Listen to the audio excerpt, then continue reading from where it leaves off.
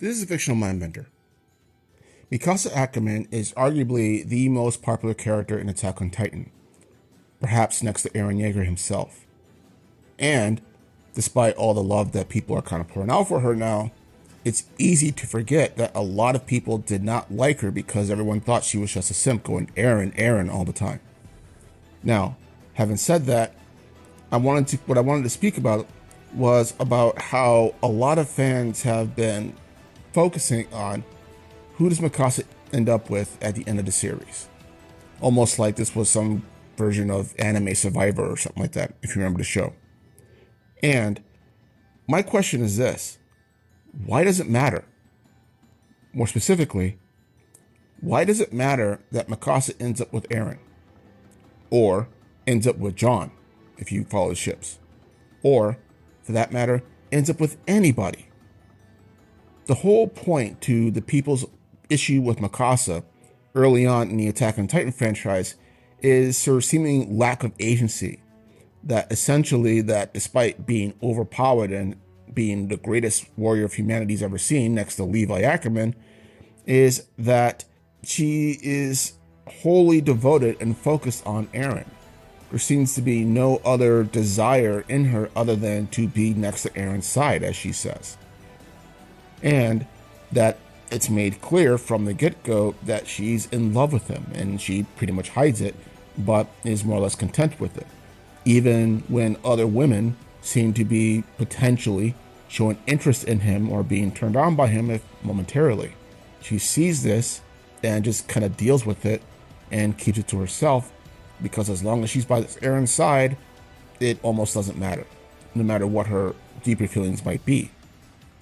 Having said all that, at the end of this Attack on Titan franchise, Mikasa is shown being at Eren's grave, and she's crying because she misses him, obviously, despite everything that's just happened and what he's responsible for. She still loves him. And it's also shown that in an alternate reality or parallel world or whatever that may have been going on at the same time as the main series, that they did live together, they were happy together, and as long as they didn't bring up why they were happy together, basically, that everything was basically good, at least up until the point where he does eventually die, because the 4 years is up. Having said that, the after credit scenes focus on the tree that Eren, Mikasa, and Armin would always go to, and that is where Mikasa had buried Eren's head after she had beheaded him, and that it shows images of people throughout time coming to that spot, presumably Mikasa and basically the rest of Eren's friends, who recognize that, they do miss him still, again, despite everything that's happened. Now, the question that people have been almost raging about since the manga ended a couple of years ago has been, did she end up with anybody else? Did she move on? Okay. People have been blowing up images of, okay, who is this guy that she's walking with? What color is his suit? Does he have long hair? She has a kid. Oh, wait a minute. What color are the flowers that she's shown being buried with? Was she buried next to Eren and whatnot? Why is she even still going to his grave if she moved on, etc., etc., etc.?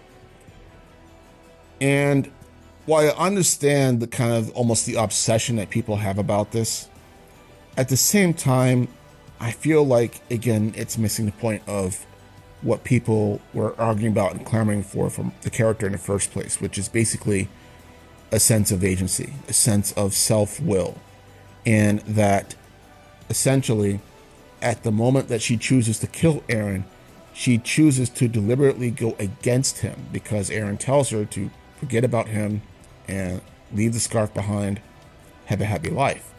Mikasa's like, no, I'm going to kill you, but I still love you, and I'm going to remember you. And that's what she does. That is her act of self-will. That is her act of agency. And some people may like that, others may not. But regardless, that is her act of self-will. There is one translation of the episode that I saw where during her conversation with the vision of Ymir that she has at the end, that she says that she was robbed of the life that she wanted. Again, if that's actually true and the translation is actually proper, which it may not be, then that's basically Mikasa's agency kicking in.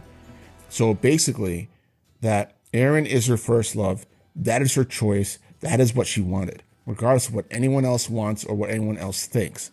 That is her own personal goal, that is her agency, that is her choice. And it's important, I think, to recognize that, because obviously she doesn't get that. So, having said that, again, the questions, why does it matter she ends up with anybody? My other issues with those questions are going to be this, is that it essentially, I think, turns Mikasa basically into some sort of trophy, an award, if you will, at the end of the finish line. That basically, okay, who gets to fuck this woman at the end of the series, at the end of the race? And because that was the whole point. Who knocks her up? And that's just, I feel like, demeaning of the character, because she is such a powerful character, such a fearsome character, as the final season clearly shows. You can make the argument easily that Mikasa is just as much a monster as Eren is when she goes complete apeshit and just starts murdering people left and right. To then make the character some sort of goal, basically, of who gets to sleep with her, then is kind of disturbing, in my opinion, and missing the point to the rest of her character, of who she is, who she was as a person, and what she wanted to do, what she was able to do, the trials and tribulations that she herself had to go through and overcome just to get to that point, just to survive. And those are things I think that should be, if you're going to look at Mikasa Ackerman, that should be focused on. Not, did she get married? Did she have kids? Did she decided to stay single and raise orphans with Historia? These are all theories I've heard. But that this is a character who had a traumatic life, who arguably should be dead, but thanks to her love for Eren driving her, she essentially, over time, finds herself, establishes that is what she wants, and fights for what she wants to literally the better end, and survives that, so to the point that at the end of the series, she comes to appreciate not only who she is as a person, but also her love for Eren and whatever else may follow. But let me know what you think below, if you think that people are focusing too much on Mikasa or anything else. Otherwise, this is Fictional Mindbender, and you guys have a good day.